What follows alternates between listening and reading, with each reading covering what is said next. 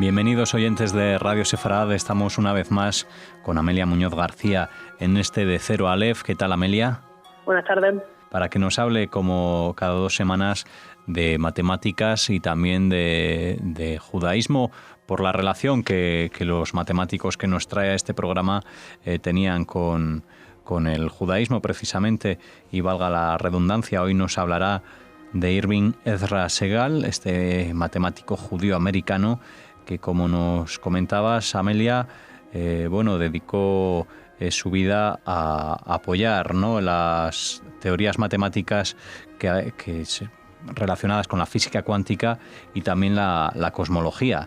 En efecto, este matemático lo que se dedica básicamente es a investigar y a desarrollar matemáticas que luego puedan ser aplicadas en diversas ramas de la física, pero no desde un punto de vista numérico, que suele ser una de las maneras habituales de desarrollar matemáticas para apoyar otras ciencias, investigar cómo se comportan una serie de datos o gran cantidad de datos, sino desde el desarrollo teórico, desde el desarrollo de axiomas o teorías dentro de las matemáticas. Empezando por el comienzo de la vida de Ezra, pues Irving nace en Nueva York en 1918, vive hasta 1998 y nace, como he dicho, en Nueva York, en Estados Unidos, en el seno de una familia judía de clase media, yendo al instituto en Nueva Jersey, graduándose con tan solo 15 años. Este año, en 1934, va a ser admitido en Princeton, lo cual tiene su mérito no solamente por la juventud que tenía Irving, sino por el hecho de que Princeton tenía una cuota máxima de alumnos judíos. Y Princeton no reconoce esto, pero hay algunos testimonios que lo aseguran. Y bueno, él consigue pasar el corte y pasa allí 3 años estudiando, y el propio Irving cuenta que tuvo dificultades por ser judío durante sus años de estudiante, pero eso no le impidió graduarse con éxito en 1937, obteniendo además el premio George B. Covington en matemáticas, que lo otorga Princeton a la excelencia matemática en universitario. Bueno, con este currículum vital no es de extrañar que lo admitieran en Yale para cursar el doctorado, un doctorado sobre propiedades de anillos en ciertas clases de funciones.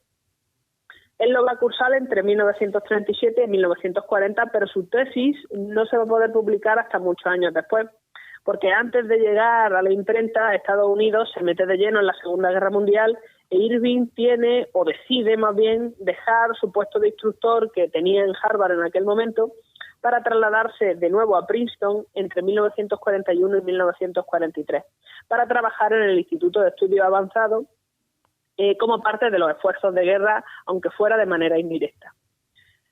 Bueno, Segal aprende mucho e hizo numerosos contactos con algunos de los matemáticos más ilustres de la época, entre otros von Neumann. Se familiarizó con su trabajo sobre axiomática de conjuntos para luego publicar sobre este tema unos años después. En 1943 deja su puesto en Princeton para trabajar en Maryland, en particular en el área de pruebas de Aberdeen, investigando sobre balística como parte de los esfuerzos de guerra, pero en este momento ya de manera directa, como parte del cuerpo de investigadores del gobierno americano. Su contrato termina con la Segunda Guerra Mundial en 1945 y Segal decide aceptar un puesto como asistente de Oswald Veblen, otra vez en Princeton. En 1947 le conceden una beca Guggenheim, observen que he dicho una, no la, ya que va a recibir 3 a lo largo de su carrera. Y bueno, va a ser nada menos, efectivamente. Él va a estar allí trabajando y el curso siguiente, en 1948, acepta un puesto de profesor asistente en la Universidad de Chicago, un centro donde va a pasar 12 años de su carrera. Vamos a hablar un poco ahora sobre el trabajo de Segal.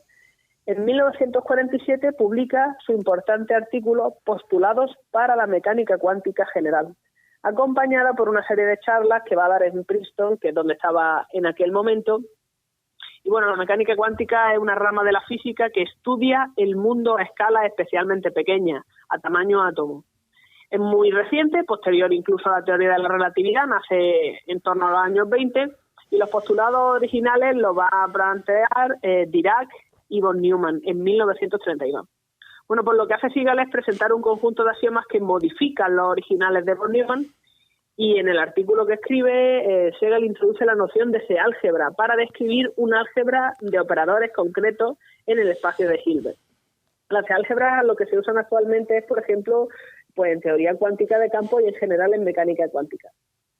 Bueno, ¿por qué Irving decide investigar esto en vez de cualquier otra cosa? Pues, como he comentado antes, desde el principio lo que él venía publicando sobre análisis funcional y álgebra aplicada al análisis va a ser más teórico. Sin embargo, en este momento decide girar un poco y su objetivo va a ser el soporte matemático necesario para que determinadas ramas de la física pudieran crecer amparadas en ese soporte. En particular, estamos hablando de mecánica cuántica y de cosmología. Hay dos tipos de matemáticas aplicadas, como he comentado antes, las que sirven para amasar datos numéricos y las que sirven para dar soporte a otras ciencias. Y Segal va a concentrarse la primera parte de su carrera en mecánica cuántica y posteriormente en cosmología, como se puede ver a partir de su artículo de 1951. Bueno, esto puede resultar sorprendente que alguien decida desarrollar su carrera al servicio, entre comillas, de otras ciencias, pero durante cientos de años esto es lo que se venía haciendo, lo que venían haciendo los sabios y científicos en las edades previas a la contemporánea. Lo innovador es cómo se trabaja hoy en día, que es resolver problemas dentro de las matemáticas en vez de problemas exteriores. Pero bueno, volviendo a la vida de Irving, en 1953 asciende a profesor asociado y poco después a profesor de pleno derecho, en 1957. Para entonces había obtenido otra beca Guggenheim en 1951 y se había casado con Osa Scotting, con quien tendría 3 hijos. En 1960 cambia de escenario y acepta una oferta del MIT, del Instituto Tecnológico de Massachusetts, donde permanecerá hasta el fin de su carrera. Una de las primeras cosas que hace al llegar va a ser pues, organizar un par de conferencias que darían lugar a un descubrimiento de importancia en la teoría cuántica de campos constructiva por parte de Glimm y de Jaffe. Sin embargo, Segal no acaba de estar de acuerdo con sus conclusiones y no va a colaborar con ellas. Esta anécdota a mí particularmente me permite poner de manifiesto 2 características fundamentales del trabajo de Irving. Primero, que era capaz de detectar la punta del iceberg, es decir, aquellos caminos que merecían la pena investigar, cosa que sucede a lo largo de toda su carrera, incluso si él no la sigue. Y por otra parte, va a tener una opinión muy clara sobre lo que merecía la pena trabajar y sobre lo que no. Y no estaba dispuesto a cambiar de opinión solamente porque los demás le presionaran o intentaran convencerlo. Un claro ejemplo de esto pues lo vemos en la segunda mitad de su carrera, cuando empieza a interesarse por la cosmología. La cosmología estudia el origen y la evolución del universo desde el Big Bang hasta el más lejano futuro, pasando por su estado actual.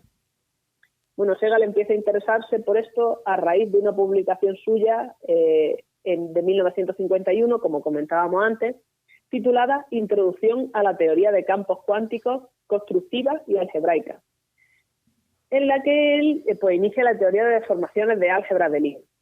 A partir de ahí comienza a trabajar en cosmología cronométrica, que es una teoría axiomática de la teoría del espacio-tiempo, desarrollada por él a lo largo de 25 años y poco popular. Segal desarrolla su teoría en artículos como, por ejemplo, variantes de la teoría especial de la relatividad y astronomía de larga distancia de 1974 y fundación teórica de la cosmología cronométrica de 1976, así como en el libro Cosmología matemática y astronomía extragaláctica de 1976. Cabe destacar que en conjunto Irving va a publicar 226 artículos y en torno a unos 20 libros. Entre ellos va a estar Cosmología matemática y astronomía extragaláctica, que hemos comentado, de 1976. El nombre del primer artículo pues, se debe a que la cosmología cronométrica admite la teoría espacial de la relatividad de Einstein como entorno de trabajo a nivel local. El problema es que choca con la teoría aceptada casi universalmente, que es la teoría del Big Bang, que dice que el universo se generó tras la explosión inicial que lleva este nombre y que está en expansión. Bueno, pues se supone que el fenómeno llamado desplazamiento hacia el rojo o acercamiento hacia el rojo, en inglés redshift, lo verifica, pero Segal tenía una explicación alternativa a este suceso. Para que nos hagamos una idea, lo que dice de manera general el redshift o el desplazamiento hacia el rojo es que